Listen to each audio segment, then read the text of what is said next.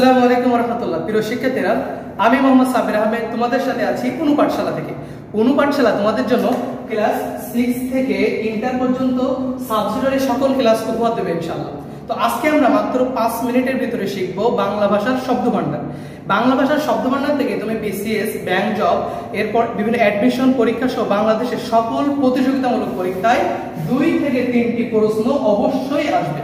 তো আসো, বাংলা ভাষার শব্দভান্ডারটা হলো বাংলা ভাষায় যখন আমরা বাংলা ভাষায় কথা বলতে শুরু করি তখন আমাদের অল্প কিছু শব্দ দিয়ে আমাদের ভাষার সূচনা শুরু হলেও তুর্কিরা, ফরাসিরা, পর্তুগিজরা, ইংরেজরা বাংলাদেশে এসে রাজনৈতিক, সামাজিক, অর্থনৈতিক লেনদেন করার কারণে তাদের কাছ থেকে আমরা কিছু শব্দ পেয়েছি।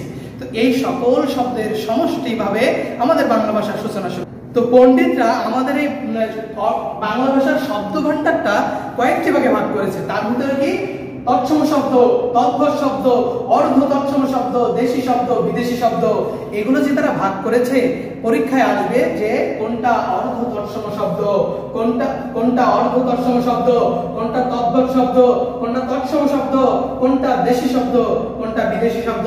শুধুমাত্র বিদেশি শব্দ শেখাতে হবে না, আসবে এটা কোনটা পর্তুগিজ শব্দ, কোনটা আরবি শব্দ, কোনটা ফার্সি শব্দ, এটা আসবে। তো তোমাকে এটা শিখতে হবে। তো আসো, তৎসম শব্দ। তৎসম শব্দটা মূলত কি? তৎসম শব্দ হলো, মনে রাখতে হবে, কোনো রুলস আমরা মুখস্থ করব না, আমরা সরাসরি প্র্যাকটিক্যালে চলে যাব। তৎসম শব্দটা হলো সংস্কৃত শব্দ। কি শব্দ হলো? সংস্কৃত শব্দ, যেটা সংস্কৃত শব্দ। আমরা মনে রাখবো বাংলা ভাষায় এমন একটি সংস্কৃত শব্দ যেটি সরাসরি সোজাসুজি, এই যে সোজাসুজি বাংলা ভাষায় এসেছে। যেটা কি হয়েছে? তৎসম শব্দ, কোনো ধরনের পরিবর্তন ছাড়াই সোজাসুজি যেটা বাংলা ভাষায় এসেছে, আমরা এক কথায় বলবো সেইটাই হলো তৎসম শব্দ। শেষ তৎসম শব্দ। এখন তৎসম শব্দটা কি? তৎসম শব্দের উদাহরণ দেখো। তৎসম শব্দের উদাহরণ দেখবো আমরা। এই ছেলেরা শোনো, তৎসম শব্দ চন্দ্র। চন্দ্রটা কি বলো? তৎসম শব্দ। এরপর নক্ষত্র। নক্ষত্রটা কি? নক্ষত্র তৎসম শব্দ। এটি মূলত সাংস্কৃতিক শব্দ। এটা সাংস্কৃতিক শব্দ বলেছিলাম, সাংস্কৃতিক শব্দই হলো তৎসম শব্দ। এবার আসো সূর্য। সূর্যটা কি বলো? সূর্যটা হলো তৎসম শব্দ। তো প্রিয় শিক্ষার্থীরা, তৎসম শব্দ নক্ষত্র, সূর্য, চন্দ্র, এগুলো সবই তৎসম শব্দ, সবই সাংস্কৃতিক শব্দ। যেটি সাংস্কৃতিক শব্দ সেটি তৎসম শব্দ। এবার আসো তদ্ভব শব্দ। তদ্ভব শব্দটা কি? আমরা শিখব তদ্ভব শব্দ হলো এমন শব্দ যেটি মূলতই সংস্কৃত শব্দ, কিন্তু কিছুটা আধুনিকতার ছোঁয়া পেয়েছে। আমরা শিখব যেটা মূলত সাংস্কৃতিক শব্দ কিন্তু কিছুটা কি হয়েছে? আধুনিকতার জায়গায় এসেছে। সেইগুলো হলো তদ্ভব শব্দ। যেমন দেখো সংস্কৃত। এটি যদি তদ্ভবে আসে কি হবে? হস্ত। হস্ত। এরপরে আসো, আমরা বলতে পারি তদ্ভব। এটা দিয়েও উদাহরণ দিতে পারি। এটি যদি আসে তদ্ভব, এটি যদি তদ্ভব, এটি যদি পরিবর্তন হয়ে তদ্ভব শব্দটি আসে কি হয়ে যাবে?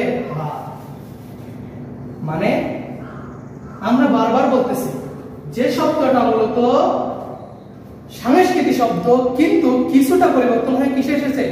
আধুনিকতার ছোঁয়া পেয়েছে। সেগুলো কি শব্দ? তদ্ভব শব্দ।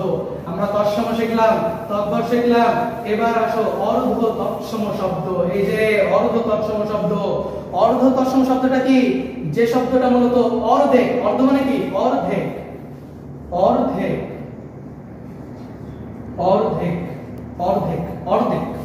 যে শব্দটা অর্ধেক সেটি হলো অর্ধ তৎসম শব্দ। যেমন আসো, আমরা বলতে পারি এখানে গৃহিণী। এটা যদি অর্ধেক করে কি হয়ে যাবে? গিন্নি। এটার অর্থ কি? গিন্নি। এই যে গিন্নি শব্দটি হলো অর্ধ তৎসম শব্দ। শেষ। আমরা কোনো রুলস মুখস্থ করব না। অর্ধ তৎসম তাহলে কি? গিন্নি অর্ধ তৎসম শব্দ। এবার আসো আরেকটা উদাহরণ দেই। সেটা কি? আরেকটা উদাহরণ দেখো, অর্ধ তৎসমর শ্রাদ্ধ। এই শ্রাদ্ধ শব্দটা যখন অর্ধেক তৎসমতে চলে আসবে, বলছিলাম অর্ধেক সংস্কৃতি শব্দ কি হবে?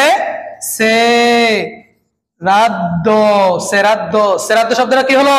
সেরাদ্দ হয়ে গেল, এটাই অর্ধ তৎসম শব্দ।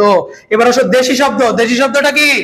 দেশি শব্দ হলো যেটা খুব পুরাতন শব্দ, যেটা আমাদের দাদি নানারা ব্যবহার করে, যেমন ডাব, ডাব, কুলা, কুলা, ঢেকি, ঢেকি, এগুলো মূলত দেশি শব্দ। দেশি শব্দ সকলেই চিনো।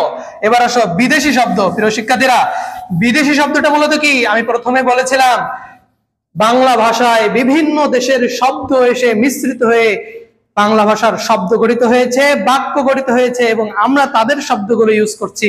যেমন আমরা বলতে পারি আরবি শব্দ কোনগুলা? বিদেশি শব্দ যেগুলো বিদেশ থেকে আমাদের কাছে এসেছে, আমরা যেগুলো তাদের বাণিজ্যিক কারণে তারা এসেছে, আমরা সেগুলো এখন ব্যবহার করতেছি। আরবি, আরবি, আরবি শব্দ। আরবি শব্দ কি? আল্লাহ, আল্লাহ, আল্লাহ শব্দটা আরবি শব্দ। এরপরে ইসলাম, ইসলাম, ইসলাম শব্দটা আরবি শব্দ। তেমনই বিদেশি আরো কিছু শব্দ আছে। এবার আসি বিদেশি ফার্সি শব্দে। ফার্সি, ফার্সি শব্দে আসো খোদা। আল্লাহ শব্দ ফার্সিতে কি হলো? খোদা হয়ে গেল। এরপরে আসো নামাজ, নামাজ, নামাজ শব্দটা কি? ফার্সি শব্দ। এরপরে বিশ্বের আরো কিছু শব্দ বাংলাদেশে এসেছে এবং সেটা আমরা ব্যবহার করতেছি। পর্তুগিজ, পর্তুগিজ, পর্তুগিজ শব্দটা কি? চাবি। আমরা যে চাবি ব্যবহার করি না, চাবিটা কি শব্দ? পর্তুগিজ শব্দ। এরপরে আসো ইংরেজি শব্দ। ইউনিভার্সিটি, ইউনিভার্সিটি, ইউনিভার্সিটি, ইউনিভার্সিটি কি শব্দ? ইউনিভার্সিটি ইংরেজি শব্দ। অর্থাৎ তৎসম শব্দ শিখলাম যেটি মূলত সংস্কৃতি থেকে এসেছে, তদ্ভব শিখলাম যেটি আধুনিকতা ছোঁয়া পেয়েছে, অর্ধ তৎসম শিখলাম যেটি সংস্কৃতের অর্ধেক। এবার দেশি শব্দ শিখলাম যেটি আমাদের নানি চাচারা ব্যবহার করে। বিদেশি শব্দ শিখলাম যেটা বিদেশ থেকে বাংলাদেশে এসেছে বাণিজ্যিক কারণে, এবং আমরা সেগুলো তাদের শব্দ ব্যবহার করতেছি। অর্থাৎ প্রিয় শিক্ষার্থীরা, বাংলা ভাষার শব্দ ভান্ডার, আশা করি এই 5 মিনিটের ভিডিও তুমি বাংলা ভাষার শব্দ ভান্ডার শিখতে পেরেছো, এবং এ সকল বিদেশি শব্দের বিস্তারিত ক্লাস, দেশি শব্দের বিস্তারিত ক্লাস, তৎসম শব্দ, অর্ধ তৎসম, তদ্ভব শব্দের বিস্তারিত ক্লাস নিয়ে অনুপাঠশালা সবসময় তোমাদের সাথে আছে, আমাদের সাথে থাকবে ইনশাআল্লাহ। আসসালামু আলাইকুম ওয়া রাহমাতুল্লাহ।